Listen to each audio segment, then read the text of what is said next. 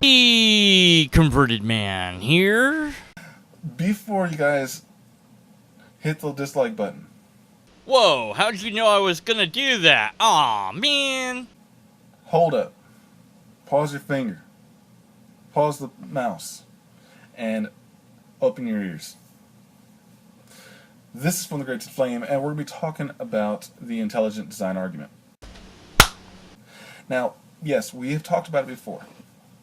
However, we're not looking at it in the sense of the universe's complexity and specificity. We're looking at it in the sense of the God claim and the maximally required sentient life forms per planet. We're looking at it from the God claim to the universe instead of the universe to the God claim.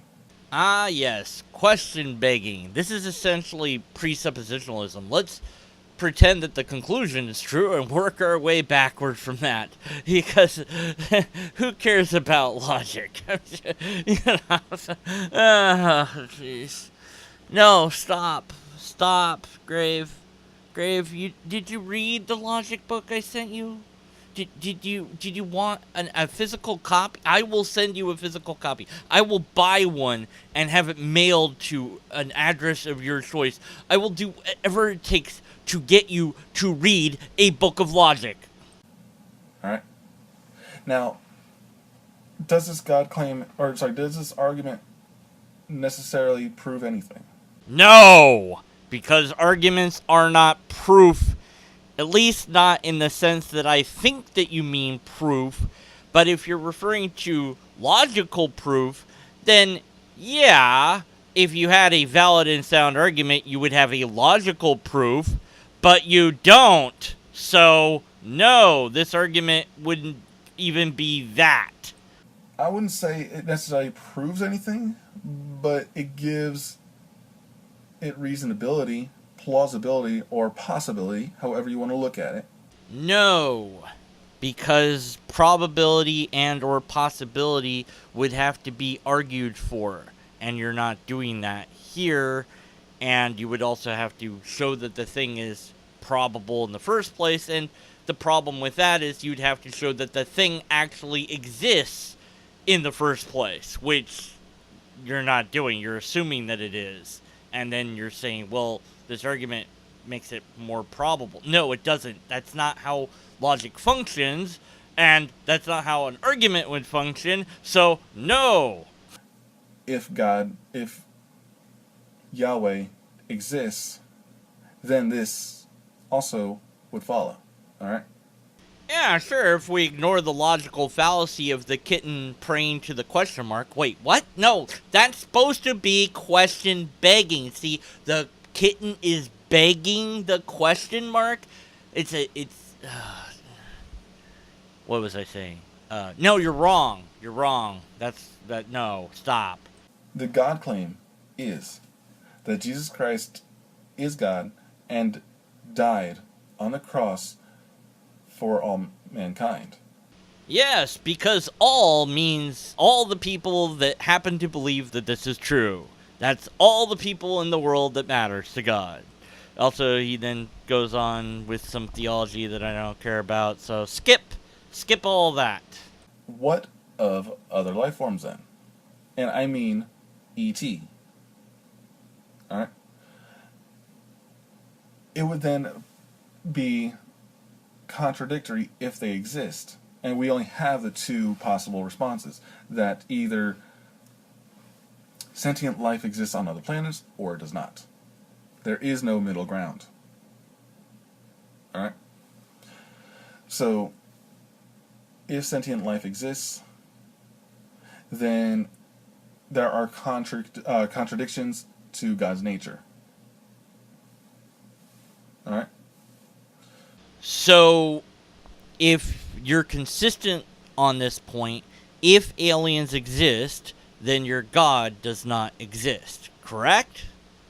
Watch you backflip out of that one the moment that we discover sentient aliens. Oh, they have to be sentient because, reasons.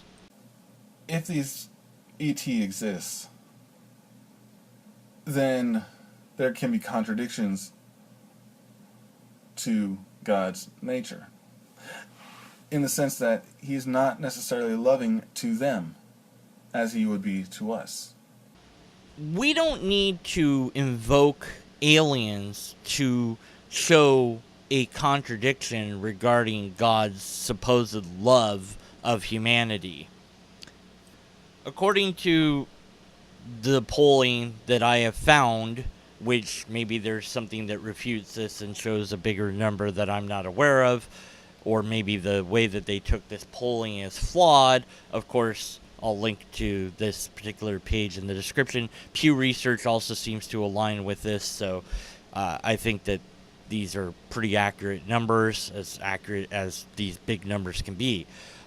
So it's about 32%, 33% of the world, give or take, is Christian. And then there's everybody else. All these other millions and millions of people who are not Christian. So you have about 2.3 billion Christians that are good to go. They're saved. They're going to heaven, unless they deconvert, I guess. So let me just put this a different way, because this is a very difficult number to conceive. It might be even really impossible for us to visualize this big of a number. And this pie chart doesn't really reflect what I'm trying to say, so I'm going to go ahead and fix this pie chart. So, yeah, now this chart looks about right to me. So we have the Christians, and then we have everybody in green who doesn't matter. You know, for this year alone, of this particular poll of 2015, all of these green people are simply fucked. They're all fucked. Screw them all. They're all doomed because they weren't Christians. Fuck them all. So counting up the numbers is about 4 billion people, give or take. 4 billion people for that year alone, all fucked. Every single one of them. All of them are fucked. And, of course, by fucked, I mean they're all going to hell. All of them. And that's just for that year. Before that year, however many billions and billions and trillions, an inconceivable number of people since humanity first began, which I would guess you're thinking is Adam and Eve, even though that's not what science says. So I'm going to stick with reality of science and think that maybe God selected 2 people to be special and be the representation of humanity or something like this, or maybe Adam and Eve were the first Homo sapiens, or, you know, whatever the other theology you want to throw at this. But at any rate, so humanity existed up until whatever time that was, and I guess because they didn't know about God at all, because God hadn't appeared to whoever Adam and Eve was, like, then they just exist to get to Adam and Eve, or, like, I mean, I guess you have to basically just pretend that Adam and Eve happened. This is a problem that science contradicts the Bible already, because we know that's not how humanity started. It just didn't start with 2 people. That wouldn't work. Period. And ad hoc explanations that they were perfect, had perfect DNA or whatever, just are, well, nonsense. You have no proof of any of that. So the reality is we had trillions and trillions, however many people, whatever the bleep the number is, that would have come, even if there's an Adam and Eve somehow, that they're the only people that know, plus Cain, and maybe he tells his wife, and whoever tells whoever in that group. But that's a very small group of people that know. The rest of humanity doesn't know anything about God yet. And so when they die, because they will die since death entered the world, so I guess you'd have to say it was spiritual death if you want to try to align with science to any degree. So now all those other people, they're all screwed. At some point, you know, God hooks up with Abraham, you know, lays down what's supposed to happen. The Jews are, fine. They're good to go. Supposedly, maybe, I guess, I guess the Jews are okay. But the rest of the world, oh, that took a lot of time to get to the Jews, by the way, between Adam and Eve. There was lots and lots of years and lots of people that wouldn't know about this particular God, all dying in vain, all dying and then going to hell because they didn't know God existed, because God only revealed itself to a small number of people, a very small number of people. And see, when you just focus on the narrative that the Bible provides and you ignore the reality of the rest of the world unfolding, then it's easy to think that this is a story where you have a God that makes a couple people and then those people grow into humanity. And, well, of course they're all going to know about God because you would tell your family about it. So it just, you don't pause to question how wrong that is, because there's people in other places that exist that aren't those people, and they die without knowing about God because God's only revealed itself to a handful of people. Of course, if you ignore science like creationists do and just go, oh, it's only 6,000 years. Okay, you still have billions and billions and billions of people who die without knowing God, who migrate from wherever Adam and Eve are, exploding the population in numbers unprecedented to get to today's population, and spreading out, I guess, after the Tower of Babel, because that's when language is invented, even though that's not how language came about. So it depends on how you view the Bible. If you view it as a literalist, you have a number of problems with science because it pretty much contradicts the entire thing. If you view it more liberally with, like, well, it's metaphor, and, these are stories, not to be taken as science. These are kind of like explanations that have some sort of moral story somewhere hidden deep down that you have to dig for, or something like that. Okay, whatever. Billions of people still are dying left and right, up and down, and every which way, as God is only revealing itself to certain people. And then at some point, eventually Jesus comes along, again, to a very small group of people. And then, so everyone else in the entire world that doesn't know that Jesus is there doing whatever he's doing, when he dies and then comes back, that whole thing that happens, all the people that aren't aware of that event are screwed. So, let's just say there's the classical story, Christian story of the Roman that pierced Jesus, and him, he converts or whatever. Of course, it's apocryphal. It doesn't, it's a story. Well, the whole Bible is a story, but at any rate, it's a story within a story that's, and so, but the Roman soldier didn't see Jesus resurrect and didn't know that he died for his sins, unless he was told this by somebody. So, how, he's screwed. And forget about the Roman soldier, forget about that guy. All the other people that didn't know who Jesus was, even if they saw him die, if they didn't see him resurrect, they don't know that he's God. And they have the word, mind you, of his followers that he came back to life. If they didn't get to see Jesus themselves, they just have to go on the word of people that believe that he resurrected. And you might, and before you say, oh, well, but they were all persecuted. Not yet. I'm talking about when the disciples were still alive, the people that were perhaps skeptical of Jesus being a God, maybe they didn't see Jesus do any miracles. That's possible.